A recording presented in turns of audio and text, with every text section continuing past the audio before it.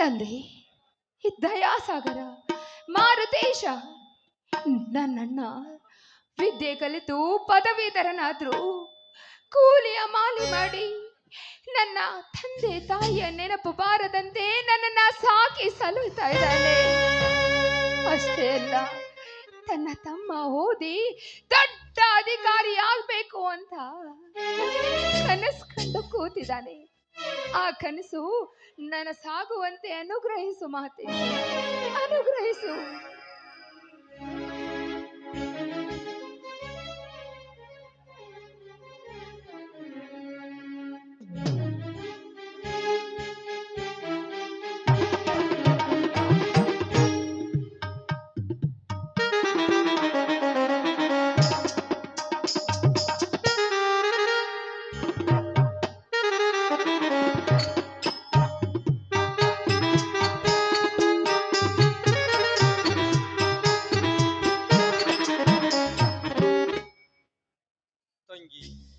ದೇವರ ಪೂಜೆ ಮುಗೀತೇನಮ್ಮ. ಪ್ರತಿನಿತ್ಯ ಭಕ್ತಿ ಭಾವದಲ್ಲಿ ಪರಮಶಳಾಗಿ ಪೂಜಿಸಿ ಹಾಡಿ ಕುಣಿದಾಡುವ ನಿನ್ನ ನಿರ್ಮಲ ಭಕ್ತಿಗೆ ಕಣ್ಣು ತೆರೆದು ನೋಡುವನೇನಮ್ಮ ಈ ನಿನ್ನ ದೇವಾತ್ಮ. ಇಲ್ಲ ತಂಗಿ, ಇಲ್ಲ. ನಮ್ಮಂತ ಬಡವರನ್ನು ಕಣ್ಣು ತೆರೆದು ನೋಡಲಾರನಮ್ಮ ಈ ನಿನ್ನ ದೇವರು. ಅಣ್ಣ, ಆ ರೀತಿ ಯಾಕಣ್ಣ ತಿಳ್ಕೊಳ್ತೀಯ? ಆ ರೀತಿ ಯಾಕಣ್ಣ ತಿಳ್ಕೊಳ್ತೀಯ? ಆ ದೇವರು ನಮ್ಮ ಪರಿಶುದ್ಧವಾದ ಭಕ್ತಿಯನ್ನು ನೋಡಿ ನಮ್ಮ ಕಷ್ಟಗಳನ್ನ ದೂರ ಮಾಡ್ತಾನಣ್ಣ, ದೂರ ಮಾಡ್ತಾನ. ಆ ಭಾವಚಿತ್ರಕ್ಕೆ ಆ ಪರಮಾತ್ಮ ದಿವ್ಯ ಜ್ಯೋತಿಯ ದಾರಿಯನ್ನೇ ಏರಿತಾನಣ್ಣ, ದಾರಿಯನ್ನೇ ಏರಿತಾನೆ. ಆ ನಂತರ ಅವರವರ ಭಾವಕ್ಕೆ ತಕ್ಕಂತೆ ಆ ಭಾವಚಿತ್ರದಲ್ಲಿ ಅವನು ನಿಲ್ತಾನಣ್ಣ, ನಿಲ್ತಾನೆ. ಹೀಗಿರ್ಬೇಕಾದ್ರೆ ಆ ದೇವರು ಬಡವರ ಬಾಳಿನ ಭಾಗ್ಯ ಅಲ್ವಣ್ಣ. ಈ ದೇವರು ಬಡತನದ ಬೇಗೆಯಲ್ಲಿ ಬಂದ ನಮ್ಮ ಬಾಳಿಗೆ ಭಾಗ್ಯದಾತನೇನಮ್ಮ. ಅಲ್ಲಮ್ಮ, ಅಲ್ಲ. ಅಂದು ಆ ರುದ್ರೇಗೌಡನ ಕಪಟ ಕುತಂತ್ರಕ್ಕೆ ಸಿಲುಕಿ ಎನ್ನ ಹೆತ್ತ ತಂದೆ ತಾಯಿಗಳು ಬೆಂಕಿಯಲ್ಲಿ ಸುಟ್ಟು ಭಸ್ಮವಾಗಿ ಹೋದರಮ್ಮ.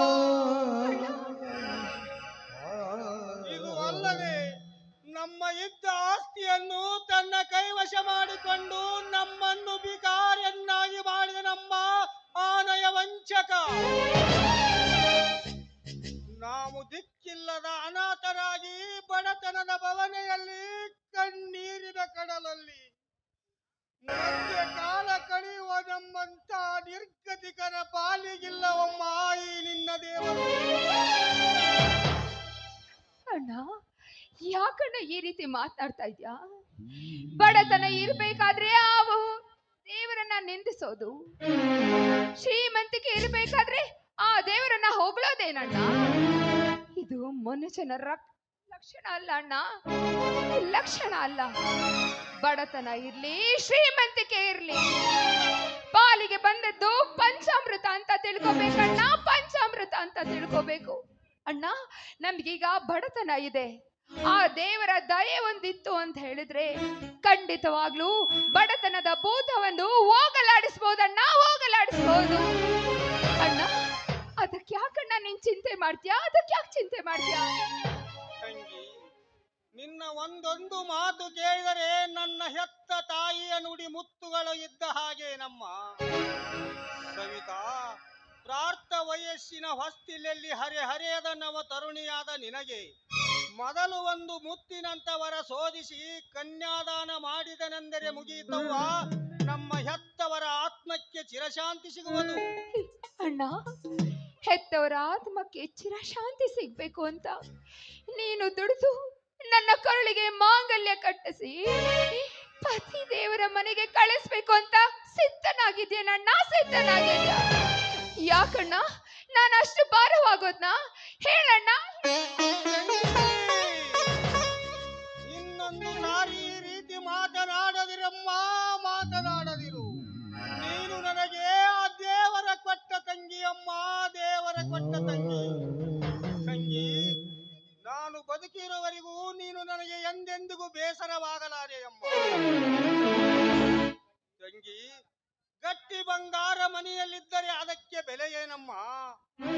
ಅದು ಅರ್ಧ ಸಾಲಿಗನ ಸುತ್ತಿಗೆಗೆ ಪೆಟ್ಟಿಗೆಗೆ ಬಾಗಿ ಒಡವೆಗಳಾದಾಗ ಅದನ್ನು ಸ್ತ್ರೀಯರು ತಮ್ಮ ಮೈ ಮೇಲೆ ಅಲಂಕರಿಸಿಕೊಂಡಾಗ ಮಾತ್ರ ಅದಕ್ಕೆ ತಕ್ಕ ಬೆಲೆ. ಅದರಂತೆ ಹೆಣ್ಣಾಗಿ ಹುಟ್ಟಿ ಬಂದ ಬಳಿಕ ಭಯ ಭೀತಿಯಾಗಿ ಅತ್ತಿ ಮಾವಂದರ ಮನೆಯಲ್ಲಿ ಸೇರಲು ಮುತ್ತೈದೆ ಎಂಬ ಮಧುರ ಬಾಂಧವ್ಯದಿಂದ ಬಂಧಿಸಿಕೋ. ಹೆತ್ತವರ ಹಂಗಿನ ಹದ್ದು ದಾಟಿ ದಾಂಪತ್ಯದ ಜೀವನದ ಜೋಕಾಲಿಯಲ್ಲಿ ಜಿಗದಾಡಲು ಗಂಡನ ಸೇವೆಗೆ ಸದಾ ಸಿದ್ಧಳಾಗಿ ಹೋಗಬೇಕು. ಇದು ನಮ್ಮ ಸಮಾಜದಲ್ಲಿ ಸೃಷ್ಟಿಕರ್ತನು ಸೃಷ್ಟಿಸಿದ ಅತಿಪದಿಯ ಧರ್ಮ. ನನಗೆ ಎಷ್ಟು ಬಡತನವಿದ್ದರೂ ನಿನ್ನನ್ನು ಅದ್ಧೂರಿತನದಿಂದ ಮದುವೆ ಮಾಡಿ ಕೊಡುವ ದಿಟ್ಟ ಛಲ ನನ್ನಲ್ಲಿದೆ ಅಮ್ಮ, ದಿಟ್ಟ ಛಲ ನನ್ನಲ್ಲಿದೆ. ಅಣ್ಣ ಅಣ್ಣ, ಈ ನಿನ್ನ ದಿಟ್ಟ ಛಲ ನೋಡಿ ನನಗೆ ವ್ಯಥೆ ಆಗ್ತಿದೆ ಅಣ್ಣ, ವ್ಯಥೆ ಆಗ್ತಿದೆ ಅಣ್ಣ.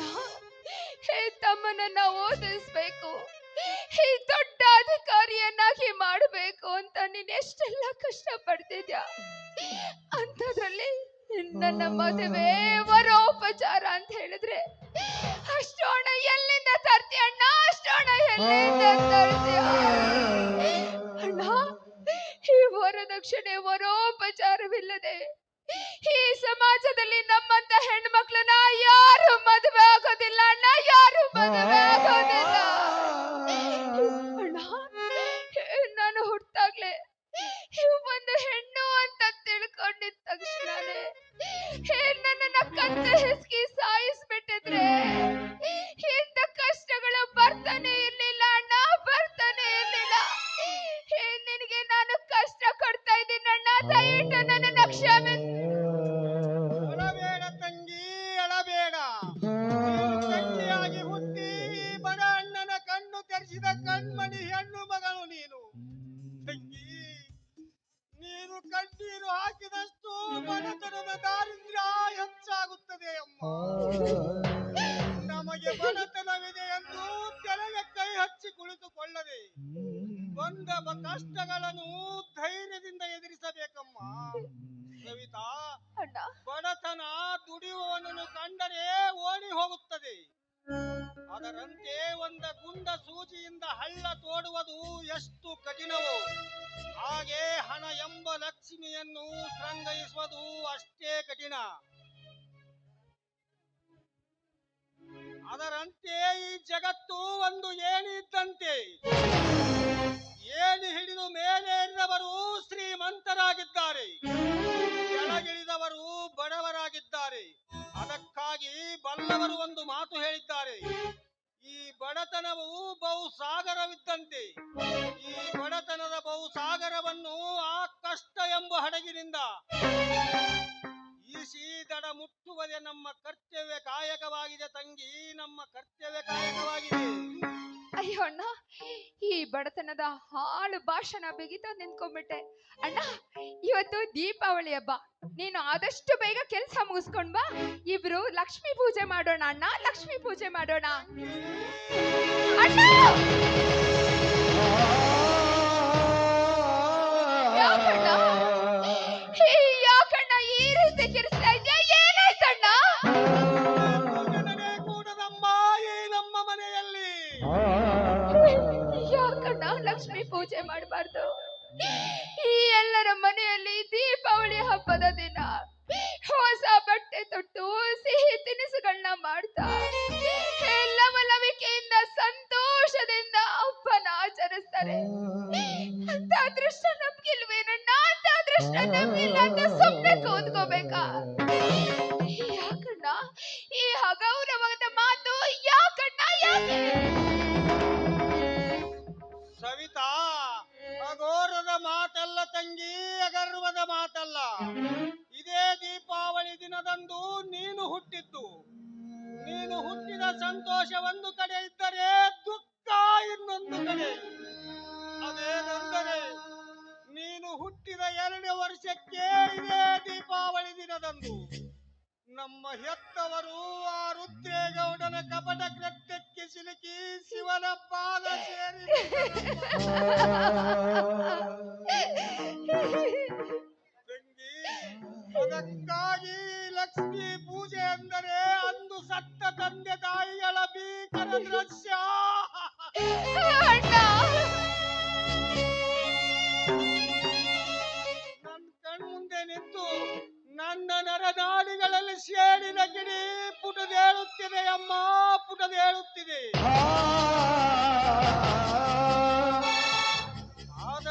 ಏನು ಮಾಡುವುದು?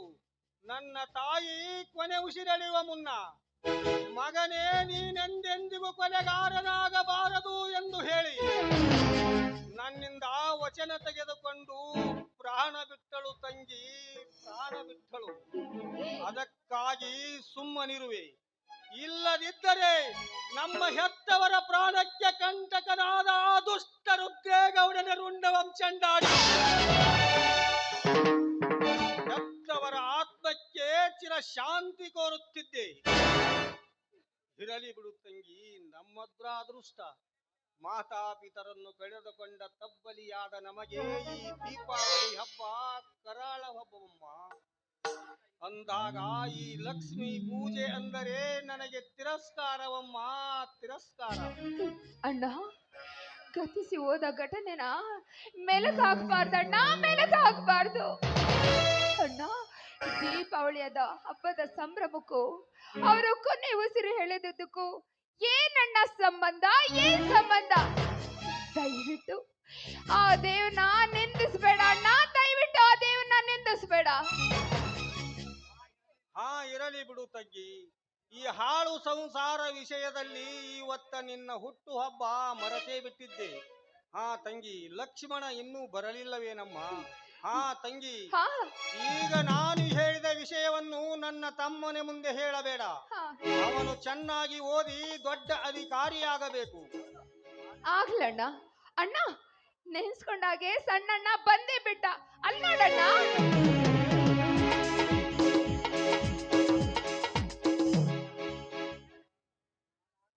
ಅಣ್ಣ, ನನಗೆ ಆಶೀರ್ವದಿಸಣ್ಣ. ಲಕ್ಷ್ಮಣ, ಹಿಂದೆ ರಾಮನಿಗೆ ಲಕ್ಷ್ಮಣ ಇದ್ದಂತೆ ಇಂದಿನ ಈ ಕಲಿಯುಗದಲ್ಲಿ ಕೀರ್ತಿಶಾಲಿಯಾಗಿ ಬಾಳಪ್ಪ, ಕೀರ್ತಿಶಾಲಿಯಾಗಿ ಬಾಳು. ಆಗಲಿ ಅಣ್ಣ. ದಿನನಿತ್ಯ ಕೆಳವರ್ಗ ಜನ ಮೇಲ್ವರ್ಗ ಜನರಿಂದ ತುಳಿತಕ್ಕೆ ಒಳಗಾಗುತ್ತಿದ್ದರು. ರಾಜಕೀಯ ಪುಡಾರಿಗಳ ಪುಂಡಾಟಿಕೆ ನಡೆಸುತ್ತಿದ್ದರು. ಪರಕೆರೆ ಇಸ ಜಂತುಗಳು ನಮ್ಮ ದೇಶಕ್ಕೆ ಹಾಗೂ ಬಡವರಿಗೆ ವಿಷ ಬೆರೆಸಿದಂತೆ ಆಗುತ್ತದೆ. ಇವರನ್ನೆಲ್ಲ ಒದ್ದು ಓಡಿಸಬೇಕಾದರೆ ಅಕಾರ, ಉಕಾರ, ಮಕರ, ವ್ಯಕ್ತಿ ಓಂಕಾರ ಹೆಸರಿನ ಬದಲಾಗಿ ದುಷ್ಟರ ಸಂಹಾರಕ್ಕಾಗಿ ನಾನು ಪೊಲೀಸ್ ಅಧಿಕಾರಿಯಾಗಿ ಹಾಗೆ ಆಗೋಣ. ಇದು ನಿನ್ನ ಪಾದ ಸಾಕ್ಷಿಯು ಸತ್ಯವಣ್ಣ. ಇರಲಿ ಅಣ್ಣ. ಅಣ್ಣ ತಂಗಿ ಏನು ವಿಚಾರ ಮಾಡುತ್ತಿರುವೆ? ಅದು ಯಾವ ವಿಚಾರ ಅಣ್ಣ? ಏನು ಇಲ್ಲ ತಮ್ಮ, ಇವತ್ತ ತಂಗಿಯ ಹುಟ್ಟು ಹಬ್ಬ ಅಲ್ಲವೇ? ಅದಕ್ಕೆ ನೀನು ಬೇಗ ಬರಲಿಲ್ಲವೆಂದು ವಿಚಾರ ಮಾಡುತ್ತಿದ್ದೇವೆ. ಹೌದಣ್ಣ, ನಿನ್ನೆ ಗೊತ್ತಾಗಿತ್ತು. ನೀನು ಕೊಟ್ಟ ಹಣದಿಂದ ಸ್ವಲ್ಪ ಹಣ ಉಳಿಸಿಕೊಂಡು ತಂಗಿ ಒಂದು ಸೀರೆ ತಂದಿರು. ಮಾಯಿ ಬಡನ ಅಲ್ಪ ಕಾಣಿಕೆನು. ಆಗ್ಲಣ್ಣ. ಅಣ್ಣ, ನೀನೇನೇ ಕೊಟ್ಟರು ಕೂಡ ಅದು ನನ್ನ ಜೀವನದಲ್ಲಿ ಬಂಗಾರವಣ್ಣ, ಬಂಗಾರ. ತಂಗಿ ನಡೆಯಮ್ಮ, ತಂಗಿ ನಡೆಯಮ್ಮ. ನನ್ನ ಬಡತನದಲ್ಲಿ ನಿನ್ನ ಹುಟ್ಟು ಹಬ್ಬವನ್ನು ವಿಜೃಂಭಣೆಯಿಂದ ಮಾಡಲಾಗದಿದ್ದರು ನಿನಗೆ ಆರುತಿ ಮಾಡಿಯಾದರೂ ಹುಟ್ಟು ಹಬ್ಬವನ್ನು ಆಚರಿಸುತ್ತೇನೆ. ನಡೆಯಮ್ಮ. ಆಗ್ಲಣ್ಣ, ಆಗ್ಲಿ. ತಂಗಿದ ಹುಟ್ಟು ಹಬ್ಬದ ನೆನಪಿಗೊಂದು ಹಾಡನ್ನು ಹಾಡೋಣ. ಆಗಲಿ, ನಡೆಯಿರಿ.